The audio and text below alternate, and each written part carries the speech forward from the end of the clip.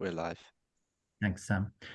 So welcome back to the licensing subcommittee and the outcome of the deliberations for the Healing Spirit application. The decision of the panel will be explained shortly, and a written notice of the decision to be sent to all parties within 5 working days. I'll go through the outcome of the deliberations now. So the licensing subcommittee carefully considered the application for a new premises license, which had been made by Mr. Singh for Healing Spirits Limited, and oral representations from Mrs. Sharat as the agent for the applicant. The licensing subcommittee also considered the written representations in objections to the application made by 4 interested parties who were all residents. The residents had objections to the hours applied for in the application. The subcommittee also considered oral representations from Miriam Thompson, who was one of the interested parties who made written representations. The subcommittee carefully considered the conditions that had been agreed to within the application, and agreed with Mrs. Sharat that this application should be taken on its own merits, of which it had several, including the lengthy track record of the applicant and their business partner. The licensing subcommittee took into consideration the concerns that local residents had about the opening of the new premises with the proposed hours. Whilst the subcommittee understood the concerns brought by residents around antisocial behaviour, there was no evidence brought to suggest that the premises would have a negative impact on this. The licensing subcommittee received no representations in opposition from the responsible authorities.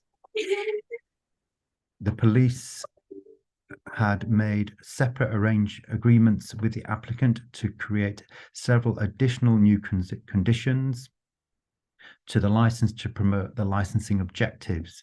Taking this all into account, the subcommittee was of the view that the decision to grant the license with additional conditions would achieve an appropriate balance between the objectives of the business and the concern of residents, and also serve to promote the 4 licensing objectives. The additional conditions agreed to were no sale of super strength beer, lager or cider of 6% ABV or above shall be sold at the premises other than specialty artisan beer, lagers or ciders. All beer, lager or cider must be clearly price marked. There shall be no sale of single cans of beers, lagers or ciders sold at the premises except for premium craft beers or ciders. There must be no sales of spirits in miniaturized sizes.